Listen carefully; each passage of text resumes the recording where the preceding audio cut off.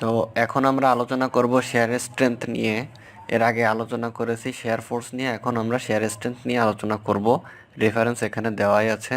তো এখানে যে ফর্মুলাটা দেওয়া আছে এটা হচ্ছে তার ক্যাপাসিটি, যে আমরা যে শেয়ার ওয়ালটা ডিজাইন করব সেই শেয়ার ওয়ালের যে শেয়ার স্ট্রেংথ ক্যাপাসিটি সেটা হচ্ছে এই ফর্মুলা দিয়ে বের করতে হবে। এই ফর্মুলাতে মধ্যে চেক দিতে হবে। এসিবি হচ্ছে শেয়ার ওয়ালের এরিয়া, যে ইফেক্টিভ যে এরিয়াটা। এরপরে আলফা সি হচ্ছে এখানে দেওয়া আছে যে এর ভ্যালু কত হবে, HW/LW, height of wall divided by length of wall greater than or equal to. যদি ক্রাইটেরিয়া ফুলফিল করে তাহলে এর ভ্যালু হবে 2।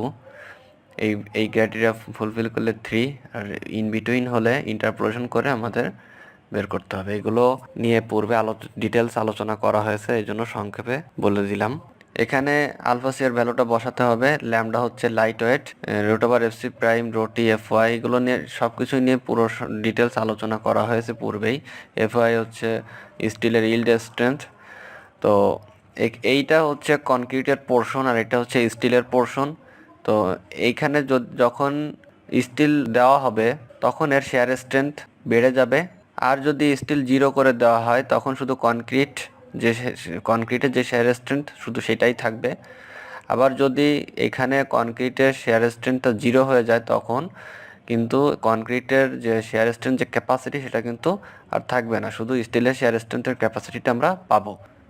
এই ফর্মুলা থেকে আমরা যে একটা শেয়ার ওয়ালের যে শেয়ার স্ট্রেংথ যে ক্যাপাসিটি আমরা সেটা সহজে পেয়ে যাব। তো এরপরে যে কথাটা বলতেছে maximum nominal share strength of horizontal wall segment and individual wall pairs, অর্থাৎ এই যে এটা একটা হরিজেন্টাল ওয়াল সেগমেন্ট, বুঝতেই পারতেছি কারণ এখানে ওপেনিং আছে। আবার এটা একটা ইন্ডিভিজুয়াল যে ওয়াল সেই সেগমেন্ট।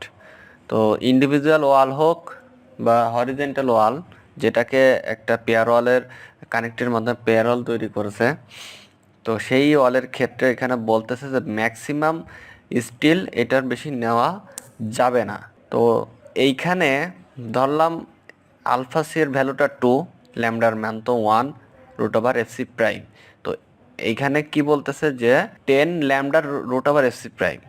এখানে যদি আমরা 10 বসিয়ে দিই, 10 বসানোর পর এটা যে আমরা যখন ক্যালকুলেশন করার পর যে ভ্যালুটা পাবো সেই পরিমাণ স্টিল আমাদের এইখানে নিতে পারবো, এর বেশি নিতে পারবো না।